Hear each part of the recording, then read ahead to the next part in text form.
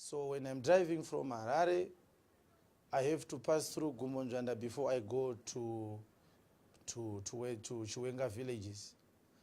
I decided to go first to my auntie's place so that I could inform her of my intentions to pick her up so that I can bring her to Harare for a medical checkup, and also so that we can spend quality time with my family.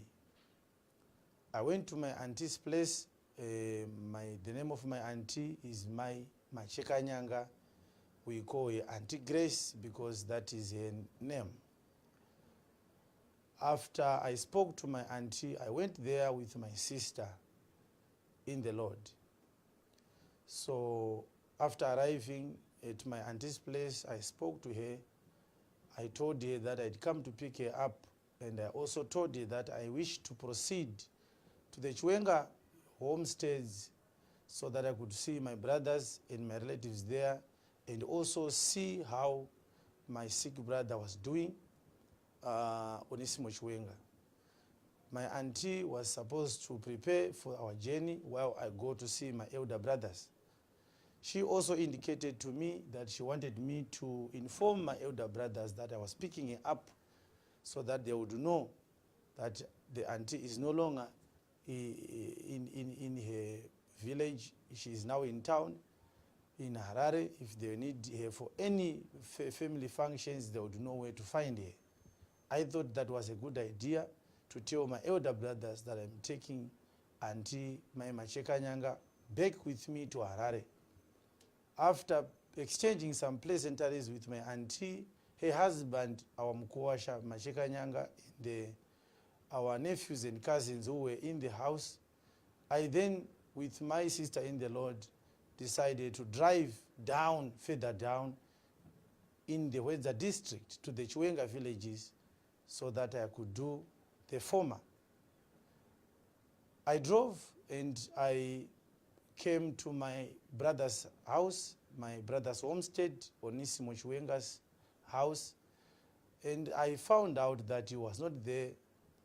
His young nephew who was there told me that grandfather, it was actually his grandson, a son to one of his daughters. He was around 9 to 10 years old. He told me that Sekuru, grandfather, is not here. Where is he?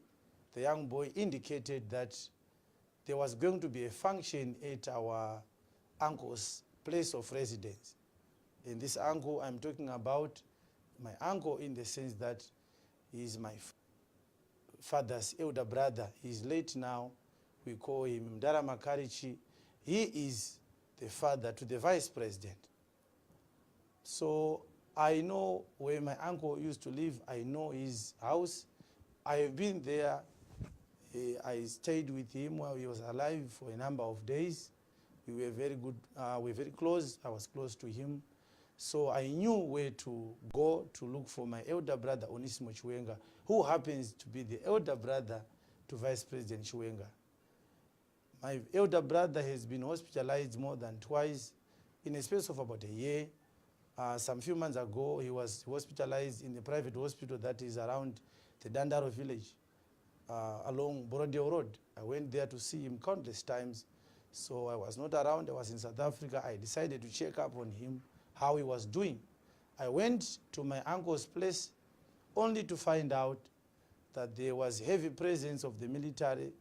The presidential guards were there mounting their guards with their AK-47s, their rifles and their guns by the gate of the homestead of my uncle, and I saw some intelligence personnel in plain clothes, civilian clothes, that were manning the house. And on the other side of the road, which was my uncle's fields, I saw the Nyaradzo people pitching some tents there. They had already pitched a bigger tent when I arrived there. So I parked my car. I walked into the yard, into the house of my uncle, and I came to a certain tree that is in the center of the house, in the center of the home, the stand, the yard. I saw some 3 gentlemen who I perceived they were senior military personnel who were maybe preparing for the events that were going to be conducted in those tents that were being pitched. I indicated that I wanted to see my elder brother. I identified myself as T.F Chiwenga. I said, I want to see my elder brother, Onisimo. They said, oh, you are looking for Bamkuru. Who are you? I said I was his younger brother, and I wanted to see him. They said I should go into the house to check on the guards that were in the house, or there's people in the kitchen to find out if they've seen him. They said he was here a few moments ago. I went into the house, the main house. The officers who were in the kitchen, they said to me, he has gone out. They don't really know where he has gone. They are the ones who said, why don't you call him? And I said, I don't have signal on my phone. They said, go uphill, because my uncle's house is just on the foot of a hill. Go up, you'll find a rock, and there you pick up a signal on your phone. I did that. When I went up the house, on the rocks that were above the house, there was a small gazebo there, and there were also soldiers mounting guards with their weapons. This is not an unusual situation. We know that our cousin brother, the vice president, is a government official, and therefore it is needful for him to have security. So I spoke to the soldiers. I wanted to pick up a signal on my phone to call my elder brother. They said, go up on that rock, you pick up a signal. I did pick up a signal. And after picking up the signal, I tried to call my elder brother's number. I couldn't get hold of him. I think he had no reception on his cell phone. I came down from that hilly area to the house. I saw those three gentlemen who were wearing plain clothes seated under a tree that was in the midst of the house, in the midst of the yard, in my uncle's place of residence. I told them that I failed to get hold of him on his phone, and therefore I was going. I also told them that I was also looking for my elder brother. Again, his name is Joseph, and I couldn't get hold of him. The people that were at his house had said he has gone to attend a meeting at Chigondo, and is coming back probably by the end of the day. So I said to them, I wanted to tell them that I'm coming to pick up Tete to go with her to Harare, and I also wanted to check on my brother's health. But I was rushing back to Harare because I was supposed to address a church. I was supposed to preach via teleconference to our church that is in the UK at 2:30. So they said, it's fine, you can go. I exited the house through the gates, and I went into my car. As I started to drive off, they whistled that I should stop. And when I stopped and looked back, they said, you should come back. I drove back, I reversed my car, and I parked it correctly ahead of an army truck that was parked by the side of the fence. And I got out of the car, and several men, around 7 of them, they approached me. I saw them whispering to one another as they came to speak to me. When they came to me, they then said to me, we didn't know you. Are you the famous Apostle T.F Chiwenga? I said, I don't know about famous, but it is true. I am Apostle T.F Chiwenga. So after saying so, they then started to, they put me in the center of a circle. They started to ask me questions, and they started to say, did you know that the vice president is here? And why are you here? What is your mission for coming here? I told them about my mission. I told them that I was not aware that the vice president was there. Do you know about the function we are going to hold tomorrow? I said, I don't know about the function. The reason why I came to my uncle's place of residence, my late uncle's place of residence, I was looking for brother Onisimo Chiwenga to see how he was doing with his health and to inform him that I was taking Auntie Grace, my Masheka Nyanga, with me back to Harare. So they started to interrogate me, they started to question me, they started to say a lot of things. They indicated to me that the vice president was very angry at me on account of the messages that I preached. That interrogation lasted for around an hour. When this happened, it was around 25 minutes to 1 afternoon. But it lasted for around an hour. After 30 minutes of that interrogation, I saw one of my cousin brothers again. His name is C.G Chiwenga. He works at one commando barracks there along Airport Road. So he came, and the intelligence officers and the army officers asked him, they said, Masimba, do you know this man? And Masimba said, how can you say, do I know this man? How can I not know my young brother? He is my young brother. And they said, this is the man who is causing a lot of anger and bitterness to the vice president because of what he preaches. And my brother said, this is the reason why I'm here. I was in the house. One of your officers came to Vice President Chiwenga and told him that Talent is here. So he has asked me to go and speak to him and find out if he has wronged him in any way that he speaks so badly about him. In Shona, my brother Masimba said, Vice President, vaudzwa nema intelligence officers kuti Talent asvika vakabva vati enda unotaura naye Masimba gadzirisana nemunina wako mubvunze kuti pane chandakamutadzira here. So when Masimba said that, the officers then said, we didn't know that Apostle T.F Chiwenga is actually related to Vice President Chiwenga. If you had not indicated that he is one of the family members, we could have done something very bad on him. If since you have indicated that he is your young brother, you can speak to him. So Masimba spoke to me. He started to ask me questions about a certain video in which I was saying the Vice President is not even fit to be a village head. He is not fit to lead this country. He said he wanted to know if I did make those statements.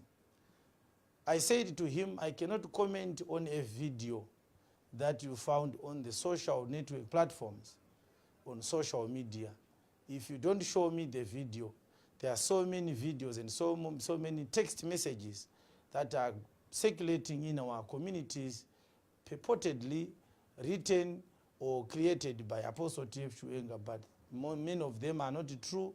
Many of them are doctored to say something that is contrary to what I have actually said. If you have got that video, I want to see it so that I can give you a response. I said to him, when I preach what God says to me. And I know there are consequences that I'm going to face on account of that message of Christ. So if you show me that video and it comes out that I am the one who did that video, then I will not lie that I am not the one who did that video. I will tell you that I have done that video.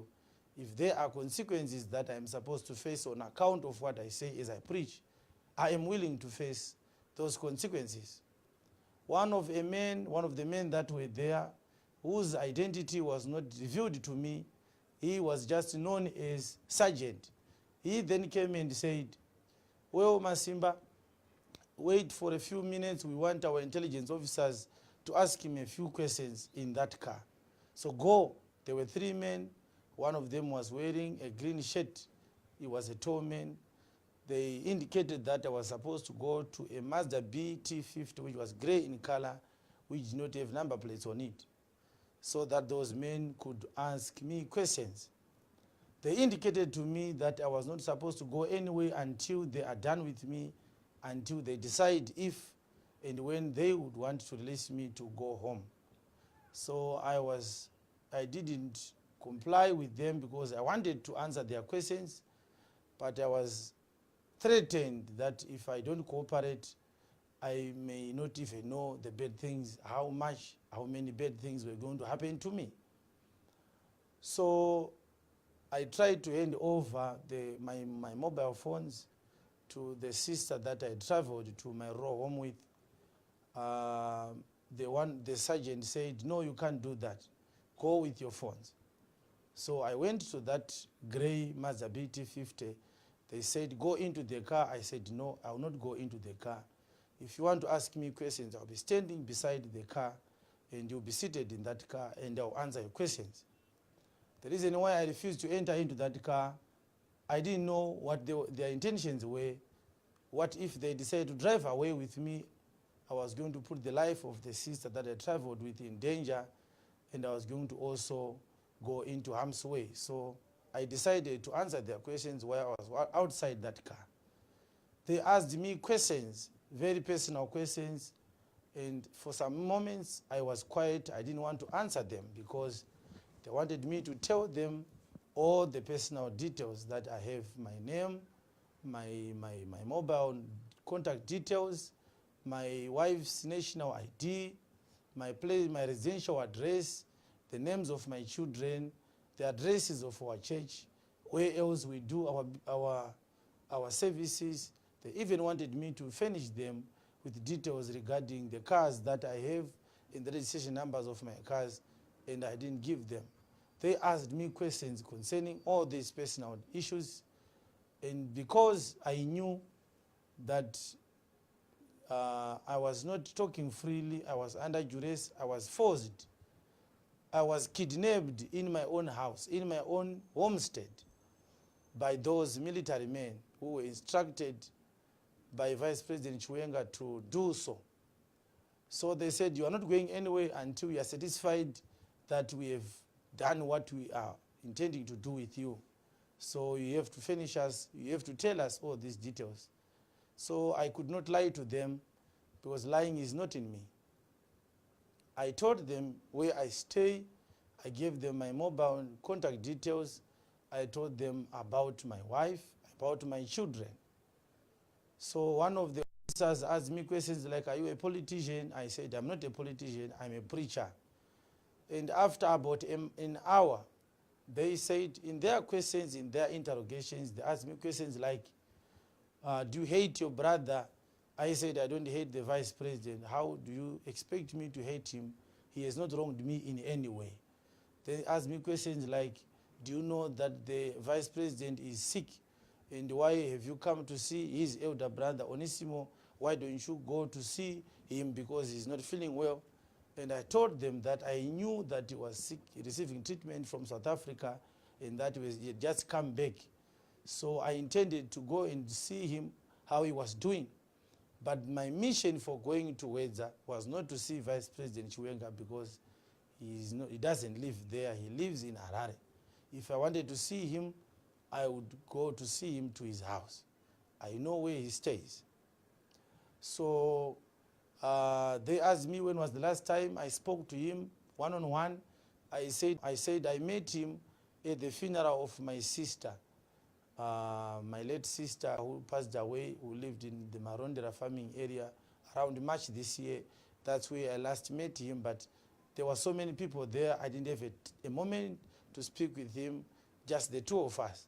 The last time I remember speaking to him directly, I last spoke to him at our father's funeral, I think a year and a half ago, and also I last spoke to him on the phone, I think some 8 months ago, where he was going to Mashingo and he said he was going to call me. He was busy. He didn't call me back. That was the last time. So they said, if we want you to speak to him right now, to see him, would you refuse to go and see him? I said, I cannot refuse to see my brother. I would actually want to see him to find out how he was doing. But I've got, so they asked me also another question. They said, would you want to discuss this issue with him and tell him that you don't hate him, probably the things that that is not happy about were just the media's stretching your words out of context, or would you want to iron out these issues with him right now? I said I have no problem with doing that, but I was rushing to Harare. I wanted to catch up with 2:30 so that I could preach to our church that is in the UK via the internet. So I didn't have time to discuss these issues to do with these grievances concerning my messages on that particular day. So they said, if we want to force you to see him, what are you going to do? I said, there is nothing that I can do. I cannot say I would not want to speak to him. You would just be forcing me to speak to him over this matter, but that is not my plan. After an hour of interrogations, questions, and threatenings, Then I saw another Toyota Hilux. It was silver in color, coming to the house. It was driven by a man who was wearing a suit, and 4 men came out of that car, among which my elder brother Onisimo was one of them.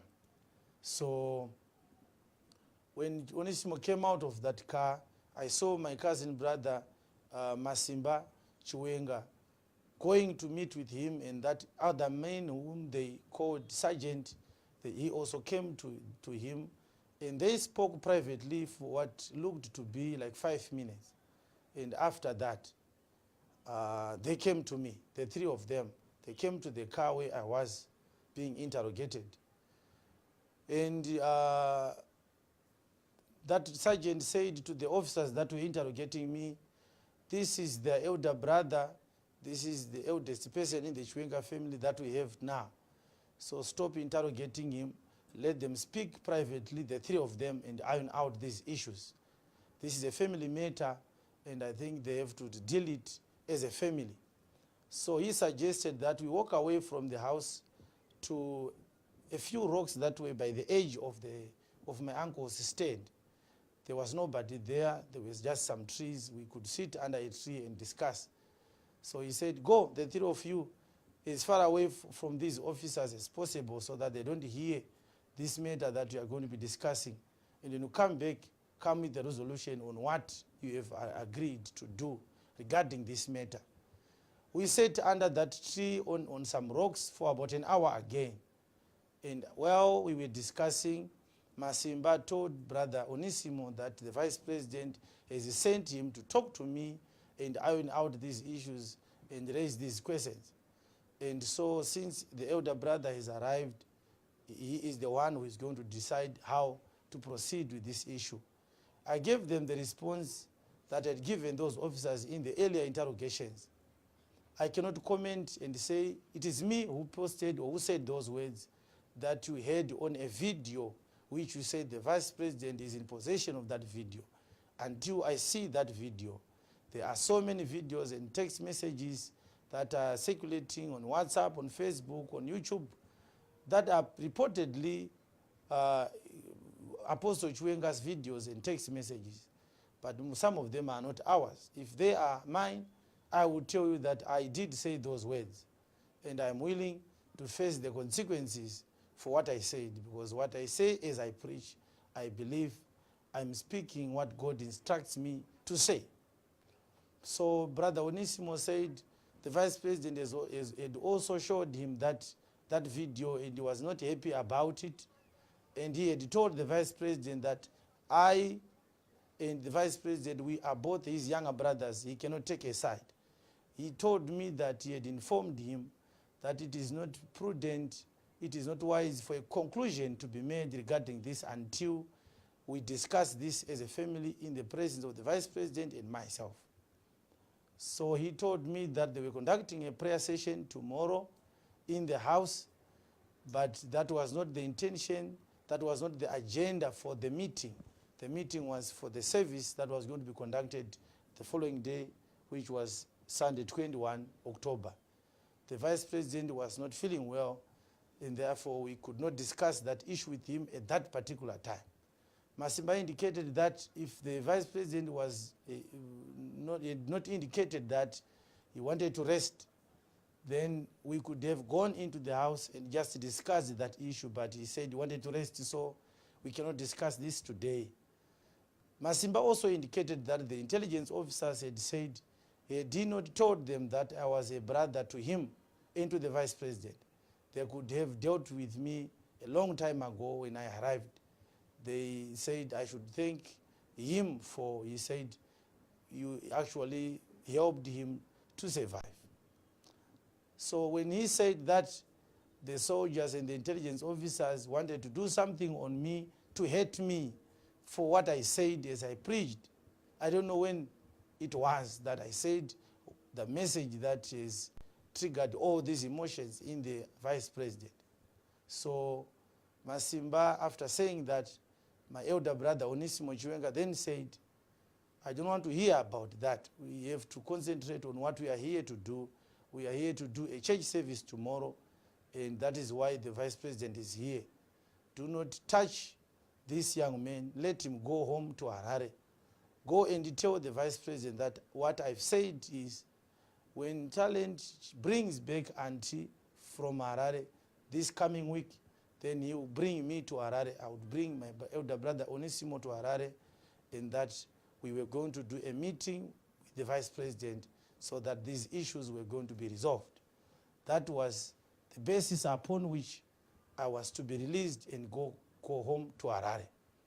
He also indicated that Masimba was to tell the soldiers and the intelligence officers that they were not supposed to talk to me since that moment or to touch me, because this is not their business. This is a family business. So Masimba consented to what our elder brother had said to them. So he said, they should release you, you should go. So after we came from that rock where we were seated and discussing about an hour, I think it was around 3 or past 3, few minutes to 3 or few minutes past 3, then I was released. I just got into the car. The soldiers and the intelligence officers did not speak to me. But that gray car then drove ahead of us towards Harare. So we drove and we started to come to Harare. But on our way to Harare, we were again going to pass through my auntie's place in Gumbonjanda, Dendenyori area, in the Jekwa villages, to pick her up and bring her to Harare for a medical checkup, and also so that we can spend time with her, since she is one of the few people that we have now in the family who are our parents. Most of our fathers and uncles are now late. So I brought her to Harare, but as we were driving towards Harare, we passed it through our shopping center, which is called Sanganai Shops. The car that I'm talking about, the gray Mazda BT50, was parked there, and as we drove past the shopping center, we never stopped. It started to follow us until we arrived at Rusunzwe Shops, Mount St. Mary's area. That's when we looked back and we saw that the car was no longer stalking us. I went to Dendenyore, picked my aunt, and I came back. On Sunday, around 8 p.m., a certain congregant in our church sent a message to me and said, look at the news, the Vice President is talking and is talking about you. I then saw this message when the news was already done. I checked on the ZTV. I saw that they were now airing some programs. The time for the news was already over. So I then saw that immediately afterwards, there were so many videos posted on social networks extracted from that TV program, which was aired on our national broadcasting television station, ZBC TV. In that video, Vice President Chiwenga said, there is this one called Talent Muzuva. He is a false prophet. He speaks bad things about Vakuru, the elders. He should stop forthwith. And then the one that was commenting on the background then said, Vice President Chiwenga also castigated, he's warned the prophets who are not preaching love and peace, but they are bent on talking about the deaths of other people, and also prophesying about sicknesses and deaths. They should stop doing that. I did not do anything about it. I just told my auntie, we had just arrived home from the service which we were conducting on that particular day, on Sunday, at our usual place of worship in Harare. My auntie said, just keep quiet about it. Maybe when I go home, I'm going to talk to your uncle and to your elder brother Onesimo, and we are going to find a way to deal with this. What then prompted me today to record this video is that I then saw a tweet. Maybe you can give me my phone. One of my phones is inside there. I want to read that message which was sent yesterday, the other one.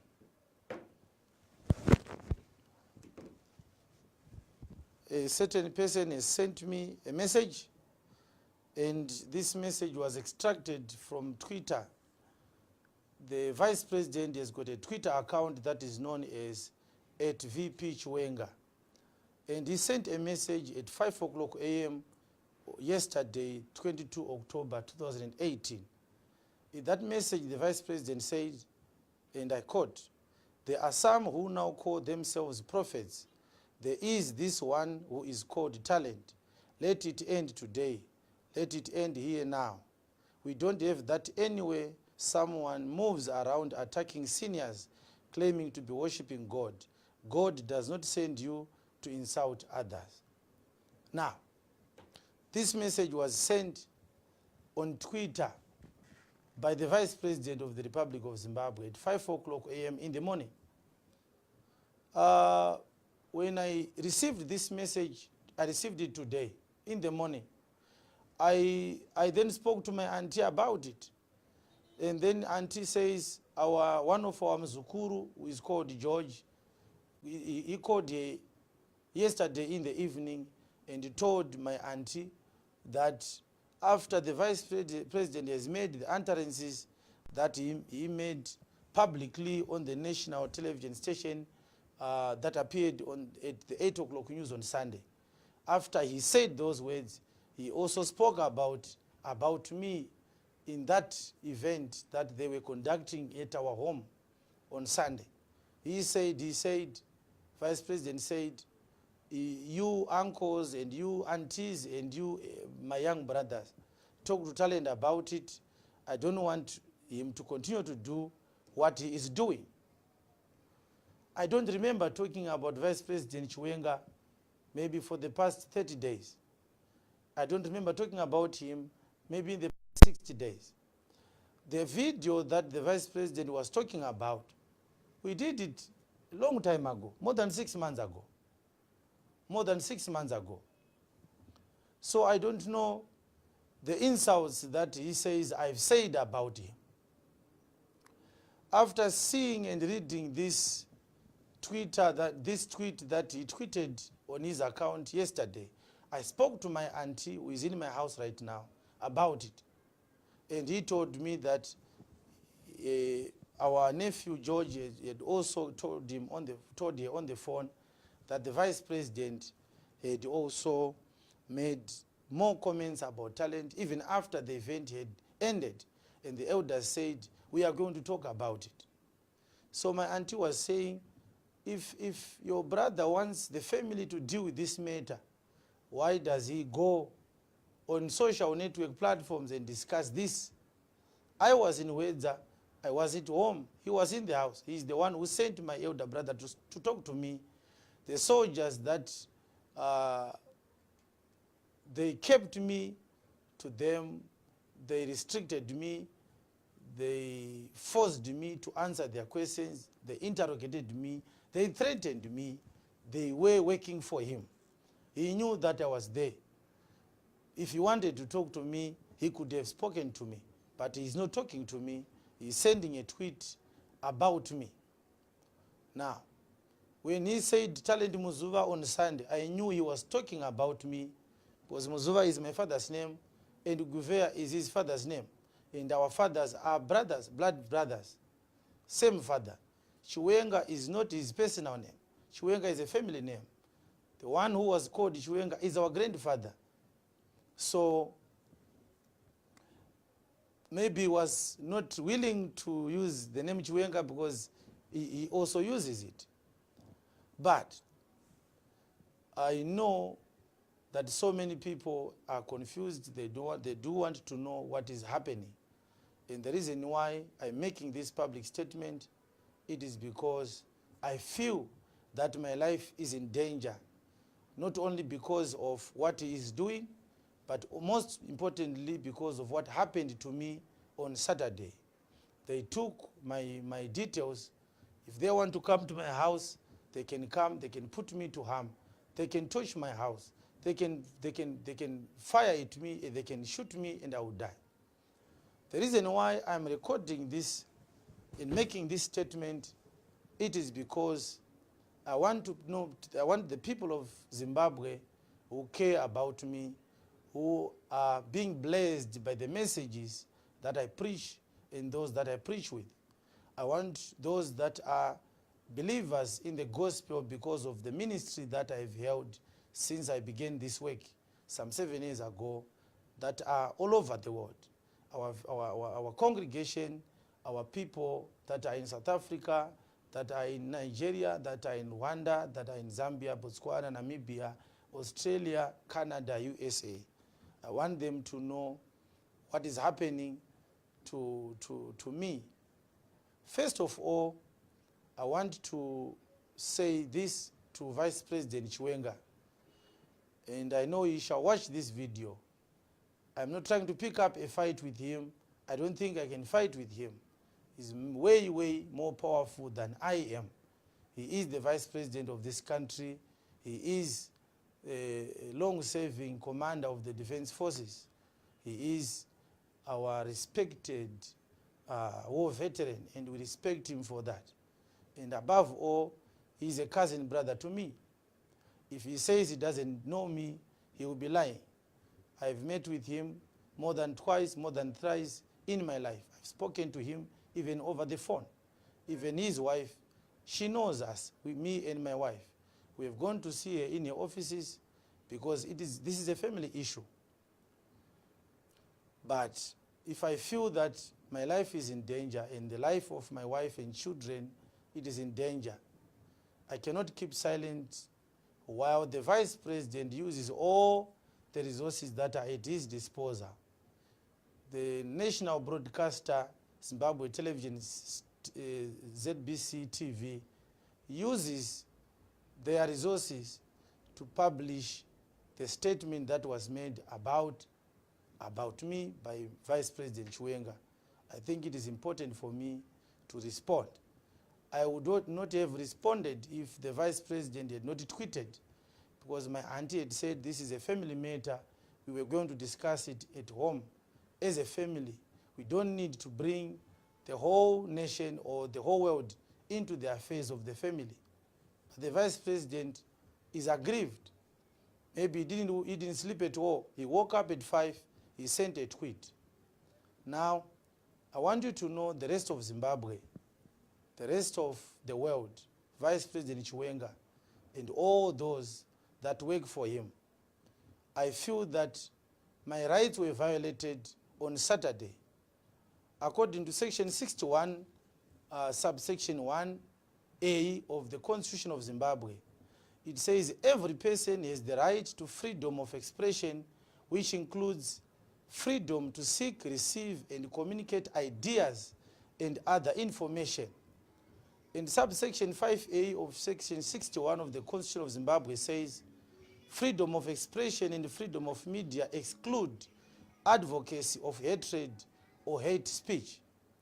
If I did violate the law and I used hate speech towards the Vice President, as an aggrieved citizen, he could have used the law. He could have approached the police. If I violated the law, I'm willing to be arrested. If I violated the law, I'm a criminal. I've got to face justice. Why don't they send police officers to arrest me? Let me face the magistrates. Let me face the High Court judges. Let me face the judge who would declare me guilty or innocent of contravening the law. I've got a right to express not only my views, but as a preacher, I've got a right, I've got a mandate to declare what God says. I stand with what I said about Vice President Chiwenga. I believe that he's not fit to lead this country. But I've never said it in a way that incites people not to vote for him, because I'm not a politician. He was appointed to be a vice president. And he is our vice president. He is my vice president even up to this day. I love him because he is my brother. But I don't believe that being a brother to him must silence me, must gag me, must censor me from airing my views. If he wanted to know why I said so, he could have just summoned me. I could meet with him and discuss it. If he wanted to know what is God's message regarding him as a vice president, he could have given me the opportunity to meet with him and discuss it. I am a very, very young man. I cannot challenge him when it comes to physical issues of this life. He is an elderly brother to me. I was born in 1985. 5 years after he had come back from war. And therefore, I cannot speak anything that may derogate him or speak evil about him. He is an elder. But he must also understand that as young as I am, I serve the God of heaven. And when it comes to my office as an apostle, my age in my life, in my body, no longer matters. I speak for the God of heaven. And the God of heaven challenges, he corrects people, and he rebukes people who he wants to correct. And if he chooses to use me to correct Vice President Chiwenga, and Vice President Chiwenga believes that because he's there, he has got all these credentials that make people respect him, revere him, and some fear him. He thinks that I can also fear him, and therefore I should not speak the mind of God. Then I think Vice President Chiwenga is sadly mistaken. I don't fear him. I respect him as a brother. I speak what God instructs me to say. I am willing to die for what I say. As a preacher of the gospel, I know the consequences that Jesus said are going to, the ministers of the gospel are going to encounter those consequences. Some of the preachers that preceded me, they were killed for this gospel. Some of them were imprisoned. Now, the Bible in the book of Leviticus chapter 19 verse 17, I'm going to read those scriptures. Leviticus chapter 19 verse 17, it says, "Thou shalt not hate thy brother in thine heart. Thou shalt in any wise rebuke thy neighbor, and not suffer sin upon him." The Bible is saying if you do not rebuke your brother, your neighbor, you are suffering sin upon him. And God was exhorting and forbidding Israel from just watching people walk away from God, blaspheme God, and do things that violate the principles that God has set us, that we live by them because we fear them. God is instructing people that they should fear God, and in that regard, they are supposed to rebuke those that require the rebuke. Proverbs chapter 9 verse 8 says, "Reprove not a scorner, lest he hate thee. Rebuke a wise man, and he will love thee." If you are a wise person and you are rebuked, then you have to love the person that is rebuking you. Proverbs chapter 24 verse number 24 to 25, "He that saith unto the wicked, Thou art righteous, him shall the people curse, nations shall abhor him. But to them that rebuke him shall be delight, and a good blessing shall come upon them." I will repeat again, Proverbs 24 verse 24 to 25, "He that saith unto the wicked, Thou art righteous, him shall the people curse, nations shall abhor him. But to them that rebuke him shall be delight." If you say to a wicked man, "You are righteous," the Bible says you shall be cursed by God and the people, and nations shall curse you. If a person is found doing something wrong, and you say he's doing something good because you fear him or you want money from him, you are cursed. So when people that are in government are on the wrong side of the principles of God, it is the duty of the true church of God to rebuke the leaders of the world, including Vice President Chiwenga. It is unfortunate that my cousin brother believes that he cannot be rebuked because he's become so powerful in this country. And therefore, I am wrong at rebuking them. I said in one of my sermons, it is foolish for the president and his government to hire a chartered plane for Mai Mugabe to come and mourn for her deceased mother, while the nation is losing precious lives to cholera because of lack of resources to provide clean water to the citizens of Zimbabwe. And I think I have not wronged them in saying that it is foolish, because I believe it is foolish. And if I'm going to die for saying that, I'm going to die a happy man. I also said that our government is complicit in the death of the 7 people who were shot dead by the army just after the results of the elections we have just conducted on the 31st of July this year. And the government has not acknowledged their mistakes. The Vice President, we are talking about Vice President Chiwenga, he blamed the opposition party for the death of those people. but the opposition party was not holding guns. It is the army that was holding guns. The United Nations does not allow any government to fire live ammunition against unarmed civilians. And it is a foolish act, and I condemned it because it ought to be condemned. If this is the hate speech that he says T.F Chiwenga is using hate speech against the elders, if I deserve to be sent to jail for what I've said, I am here making this statement freely and willingly. Let him kill me. Let him send soldiers to kill me. I'm ready to die. But please, the reason why I'm making this statement is I want him and those that work for him not to touch my family. This matter is about me and what I preach. My family should not pay for what I do. The vice president has got a bone of contention with T.F Chiwenga. My wife and children are not part of this issue. I want to beg you, Vice President Chiwenga, not to do anything to my family. If you want to kill me, I've served God with a clear conscience, with a pure conscience. And I believe that I have not perverted the doctrine of Christ. I believe that I've served God to his satisfaction. So many lives have been brought back to Christ because of the ministry that I received from Christ. And I'm happy for having served God in that capacity. It is a great honor to serve God as a preacher of the gospel. There is no job under the sun that is so important than preaching the word. I'm ready to die any day, any time for the word that I preach. Now, Vice President Chiwenga, in his message which he sent on Twitter, which is also agreeable to what he said on Zimbabwe television station on Sunday, he says, God does not send you to insult others. I don't think Vice President Chiwenga can comment on what God sends people to do and not do. Because Vice President Chiwenga is not saved, he is not born again. He doesn't know the true gospel.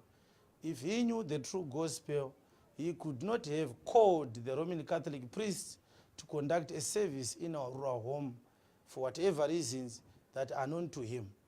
According to the word of God, there are no longer priests in the New Testament. We only have one priest, Vice President Chiwenga said, and that priest is Jesus Christ. I'm going to read the book of Hebrews chapter 10 and Hebrews chapter 7. And I'm sure those scriptures are going to tell us whether we are going to have priests in this day and age or we are not going to have priests. Hebrews chapter 10, verse number 11.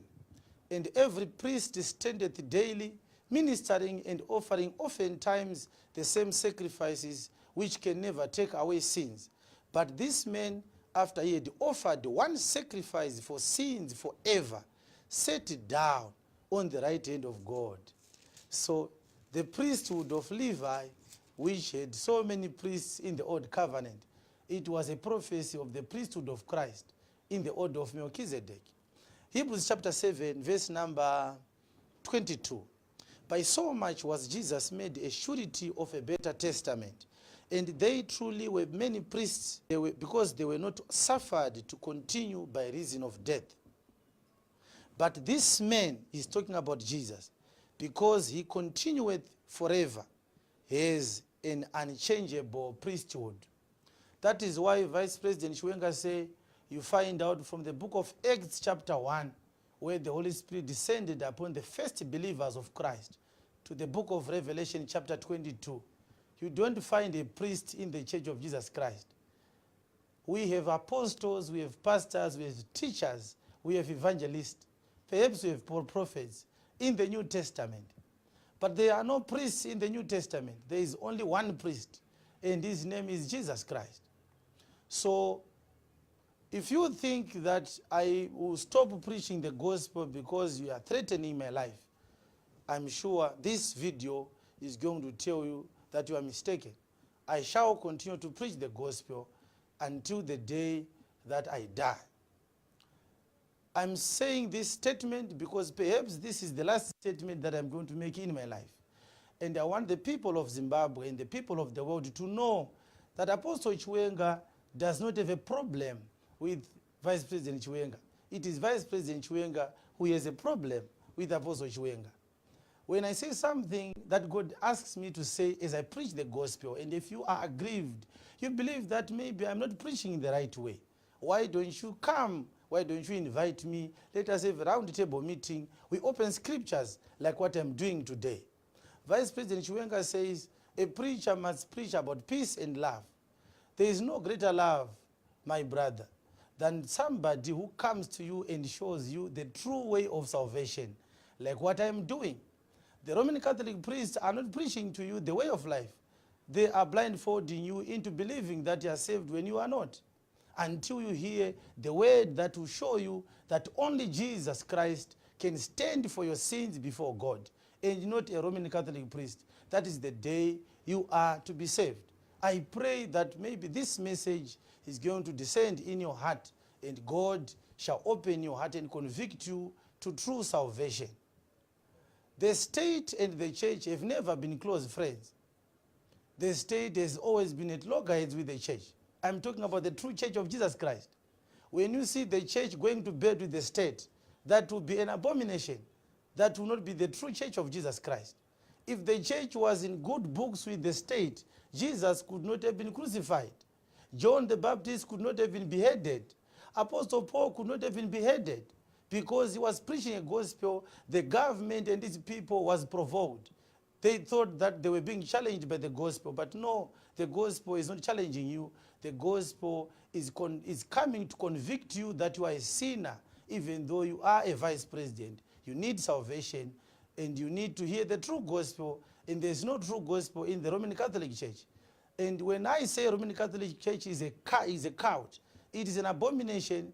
If you want to know why I say so, then let us open the Bible. Let us open scriptures. Let us not hail insults at one another in the public spectacle. I think it is a disgrace that the vice president uses the time that he has to write a tweet on Twitter about a young brother, a young boy who does not match him, who is not even at his level as far as politics, as far as national administration is concerned, for him to send a tweet at 5 o'clock a.m. in the morning. Now, let me read the book of Luke chapter 11, verse 37 to 44. And we are going to read these scriptures to find out if the way I preach is the true way of preaching the gospel. Vice President Chiwenga feels offended because of my method of preaching. But my method of preaching is biblical, say. You don't know it because you are not yet saved. The Roman Catholic priests that you spend your days with, they don't know about it either, because they too are not yet saved. Luke chapter 11, verse number 37. It says, and I read, and as he spake, he's talking about Jesus, a certain Pharisee besought him to dine with him, and he went in and sat down to eat. And when the Pharisee saw it, he marveled that he had not first washed before dinner. And the Lord said unto him, now do you Pharisees make clean the outside of the cup and the plate, but your inward part is full of ravening and wickedness. You fools, did not he that made that which is without make that which is within also? But rather give alms of such things as you have, and behold, all things are clean unto you. But woe unto you, Pharisees, for you tithe meat and rue and all manner of herbs, and pass over judgment and the love of God. These ought ye to have done, and not to leave the other undone. Woe unto you, Pharisees, for you love the uppermost seats in the synagogues and greetings in the markets. Woe unto you, scribes and Pharisees, hypocrites, for you are as graves which appear not, and the men that walk over them are not aware of them. Maybe you've never read about this scripture, say, but in this scripture Jesus called the Pharisees fools. Maybe you don't know who the Pharisees and the scribes are. They were the leaders of the church of that day, like the Roman Catholic bishops, the Roman Catholic priests, and the pastors and the bishops and the false apostles that were in his day. He called them fools. He also said they are cursed. He said unto them, woe unto you, scribes and Pharisees, hypocrites. He also labeled them hypocrites. Maybe you don't like it, but this is the Jesus of the Bible. The God that you are talking about, who does not hardly rebuke people when they are wrong, that is not the God of the Bible. That is a God that is made by people who are stubborn and arrogant and who are proud. Because of their positions that they have in the nations, they believe that they are now above even rebuke and reproach from God. That is not true, say. 1 Corinthians chapter 15 from verse 35, Apostle Paul, one of the greatest apostles ever to live under the sun, is this to say, in verse number 35, he was writing this episode, the Corinthian church, he says, and I quote, but some men who say, how are the dead raised up, and with what body do they come? Verse 36, it says, thou fool, that which thou sowest is not quickened except it die. According to the scripture, a pastor, a preacher of the true gospel of Christ, an apostle like myself, if God allows him, he can call people fools if God instructs him to say so, because they behaved foolishly in whatever they are doing. And when we read 1 Samuel chapter 13, verse number 10, 1 Samuel chapter 13, verse number 10, this is now Samuel, the prophet of God. He was talking to Saul, the king of Israel. So this is a pastor with the president of the nation. This is a preacher of the gospel and a leader of the nation, like it is Apostle Chiwenga and Vice President Chiwenga. Let us hear how this discussion goes. Verse number 10, 1 Samuel chapter 13. And it came to pass that as soon as he had made an end of offering the burnt offering, behold, Samuel, the man of God, came, and Saul went out to meet him, that he might salute him. It is Saul, the king of the nation, who was going to salute the prophet of God. But in today's world, the presidents want to be saluted by the men of God because of this problem that we have today. And Samuel said, what hast thou done? And Saul the king said, because I saw that the people were scattered from me, and that thou comest not within the days appointed, and that the Philistines gathered themselves together at Michmash. Therefore said I, the Philistines will come down now upon me to Gilgal, and I have not made supplication unto the Lord. I forced myself therefore, and offered a burnt offering. Verse 13, and Samuel said to Saul, thou hast done foolishly, thou hast not kept the commandment of the Lord thy God, which he commanded thee, for now would the Lord have established thy kingdom upon Israel forever. Now, you are saying people that God does not send people to insult others. Maybe King Saul would say the same words that you have said, say about me. But here we are, in the Bible, we have the king being called a fool by the pastor, the prophet of God. His name is Samuel. When you read chapter 13 of 1 Samuel, you will not hear Saul the king responding to what Samuel said and said, why are you calling me a fool? Do you know that I fought for this country? Do you know that I'm the president of this country? This is nothing to do with your position. This is something to do with God, the God of heaven. He is above your position, say, and the God of heaven is the one who has sent me to preach the true gospel in Zimbabwe, so that the people of Zimbabwe may know the truth. We have had a very big problem in this country where the so-called church, not being the true church of God, goes to attend rallies for political parties and government leaders so that they can ratify the things that they are doing, so that they may get money at the end of the day. I am not preaching so that I may get money, because the vice president on Sunday said, I'm sure, say, if you look at me properly, you will see that if I was looking for money, there is no way I could be preaching the way I do. There are people who are looking for money and they were close to you. The priests that conducted the service with you on Sunday are the ones who are looking for money, because I'm sure they got something from you for doing what they did with you on Sunday. The reason why I was not there, it is because of this issue. You think I'm your enemy. I'm not your enemy. The only thing I'm seeking is so that people may hear the true gospel of God, and you are included. You need to hear the true gospel. I am not a prophet, say, I am a prophet. I'm a prophet in the sense that I declare the gospel of Christ. Because Revelation chapter 19 says the testimony of Jesus Christ is the spirit of prophecy. I am an apostle. That is my capacity. And an apostle is allowed to say the mind of God. He can give prophecies like Paul did in Acts chapter 27. He said, this ship is going to capsize. It is going to be broken. He said that prophecy. And those that were in that ship, the masters of the ship, they said, you are a fool. How do you give a prophecy concerning the breaking of the ship? But it happened. The ship eventually broke. I think the reason why the vice president is angry at me today when I said those words more than 6 months ago, it is because of the prophecy that I gave. Viewers all over the world and people of Zimbabwe, you can go on the social networks. I gave 2 prophecies. The first prophecy was concerning Adonijah and Joab. The second prophecy was that I saw 2 coffins, and those coffins contained leaders of this country. But the vice president is not feeling well.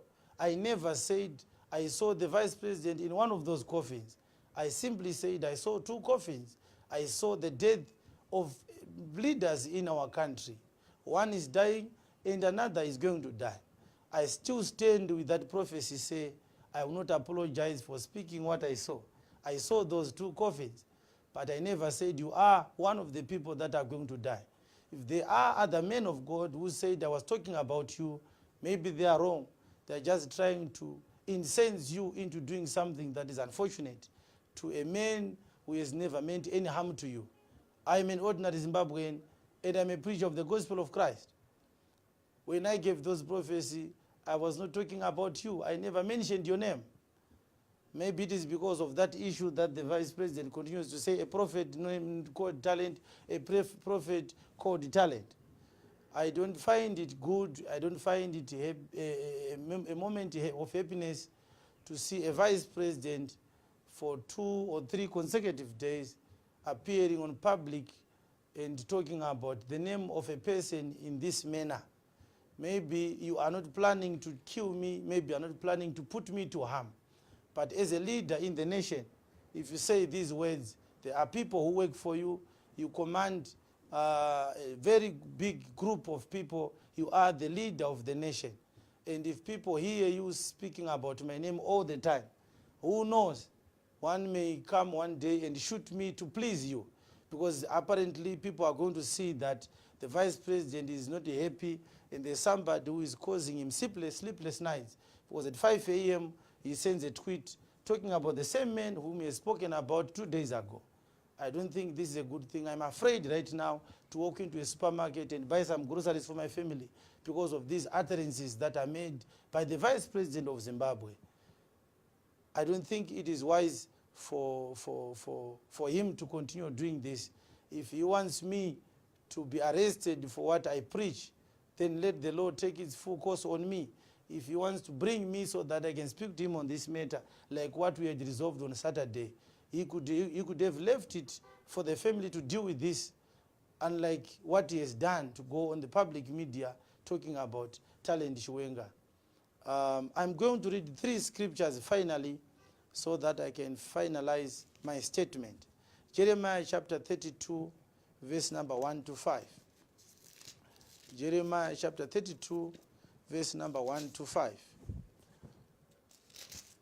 The word that came to Jeremiah from the Lord in the 10th year of Zedekiah, king of Judah, which was the 18th year of Nebuchadnezzar. For then the king of Babylon's army besieged Jerusalem, and Jeremiah the prophet was shut up in the court of the prison which was in the king of Judah's house. For Zedekiah king of Judah had shut him up, saying, Why therefore dost thou prophesy and say, Thus saith the Lord, Behold, I will give this city into the hand of the king of Babylon, and he shall take it. And Zedekiah king of Judah shall not escape out of the hand of the Chaldeans, but shall surely be delivered in the hand of the king of Babylon, and shall speak with him mouth to mouth, and his eyes shall behold his eyes. And he shall lead Zedekiah to Babylon, and there shall he be until I visit him, saith the Lord. Though you fight with the Chaldeans, you shall not prosper. According to Jeremiah 32, Jeremiah was put in prison by King Zedekiah because Jeremiah had prophesied that Zedekiah was going to be a captive in Babylon. He didn't like the prophecy, so he said, Jeremiah, you are a false prophet. I want to put you in prison. But did Zedekiah not go to Babylon? He eventually went to Babylon, just like the men of God had said. You cannot say I'm a false prophet because I said I saw 2 coffins. I never gave a timeline for that prophecy. If the 2 coffins are going to happen, they are going to happen, despite your disapproval of that prophecy. When God speaks, he's not seeking the approval of men, say.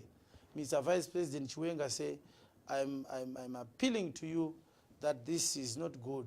There are people who may put me to harm because of what you are doing. I'm just an ordinary Zimbabwean and you are the Vice President of the country. I believe there are so many things that you could be attending to than to waste your valuable time in the time of the state to talk about a young boy just like I am. Jeremiah gave a prophecy and he was put in prison because the king did not like his prophecy. I think this is my situation. Say, I think you don't like the way I preach, but you cannot say God does not send people to do this because you don't know anything about God. You are a novice, say, when it comes to things to do with the gospel. We respect you as our vice president, but respect me as an apostle of Jesus Christ, because I can educate you concerning the gospel of God. You cannot educate me, you cannot teach me anything about the Bible. In 1 Samuel chapter 22, verse 18, I'm reading these scriptures because I want people to know what is happening here, because maybe this is the last chance that I have to have a moment to speak to the people of Zimbabwe and the rest of the world concerning my faith. Apparently because I'm living at the mercy of the vice president. 1 Samuel chapter 22, verse 18, and the king said to Doeg, turn thou and fall upon the priests. And Doeg the Edomite turned, and he fell upon the priests and slew on that day 85 persons that did wear a linen ephod. 85 priests were once killed by a politician in this life. And those priests were the family of Ahimelech, the priest of God. Why was Ahimelech and the priest killed by King Saul? It was because King Saul did not like what Ahimelech had done to David, because Ahimelech had given Goliath's sword to David and food from the holy temple. And because of what he had done, Ahimelech was killed. And Doeg is the man who did this dirty job. In the history of Israel, it was taboo for a man to lay their hands on a priest who wears a linen or an ephod. But Saul, because of his wickedness, he killed 85 priests in one day. In 2 Chronicles chapter number 24, verse 18, there is also something that happened there that is very important. I think it is important to me because I feel that I am in the place of these men that I'm talking about who died for the testimony of Christ. 2 Chronicles chapter 24, verse 18, and they left the house of the Lord God their fathers and served groves and idols, and wrath came upon Judah and Jerusalem for this their trespass. So this was Judah in the days of the tenure of Joash, the king of Judah. The people of Judah, they forsook God and they began to worship idols and groves.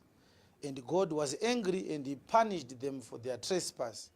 Yet he sent prophets to them to bring them again unto the Lord. And they testified against them, but they would not give ear.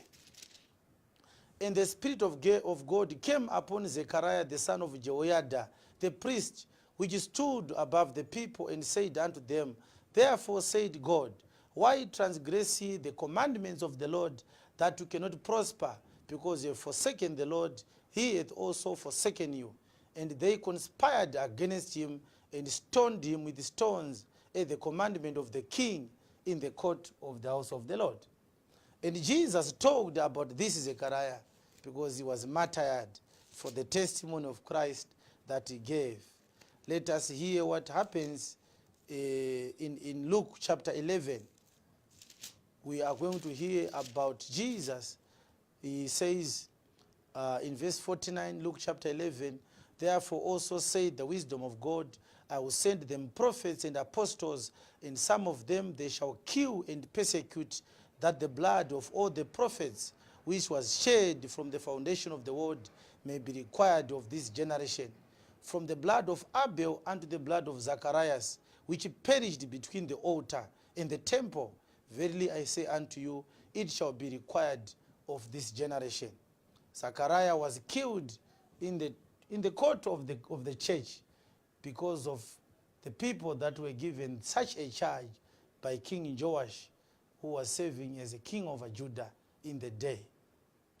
I feel that maybe it is time that the Lord has determined that I've done the work that he wanted me to do, and therefore he wants me to no longer be a minister.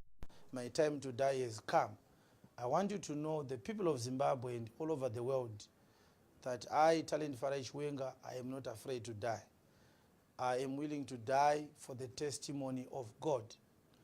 I will not apologize for everything that I said as I preach, whether I mentioned the name of apostle or pastors or preachers or prophets, or I mentioned the name of President Mnangagwa and Vice President Chiwenga or anybody else.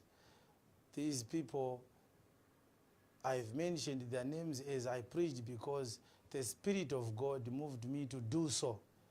If I have to die for the word that I've preached, I am willing to do so. I am willing to die. My only request, my only plea to Vice President Chiwenga is, do not hate innocent people because you have a grievance against me. Do not hate people of our ministry. Do not hate my wife, your sister-in-law, and your nephews. My children are your nephews. Because of our relationship, say, why don't we deal with this matter in a family manner, in a peaceful manner, in a private manner? I could not have done this public statement. I could not have tweeted yesterday, because what we did on Sunday, I felt maybe you were angry. But since I saw this tweet, which you sent at 5 o'clock a.m. yesterday, I now fear for the lives of my children, my wife, and those that I work with. If I die today, people of the world, I want you to know, this is the reason why I am going to die. The Vice President has so many resources at his disposal. I may die through an accident. I may be shot dead. I may be poisoned. I may disappear like Itai Dzamara disappeared. I'm not saying the Vice President is the one behind the disappearance of Itai Dzamara. I'm simply mentioning the name of Itai Dzamara because he also disappeared because he criticized a government that feels that it is invincible, it is unquestionable to the people that it governs. I don't believe that should be the case, say. This is a democratic country, and you have also been on record insulting other people, insulting other politicians, and nobody said anything about it because maybe they were afraid of you. I'm not insulting you.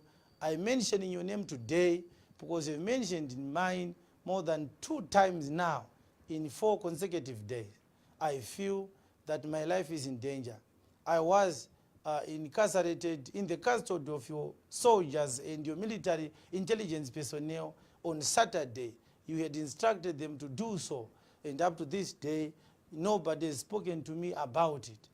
If I wanted to leave, I could have left if they had not put me under some form of kidnapping or capture or restriction. I was forced to answer questions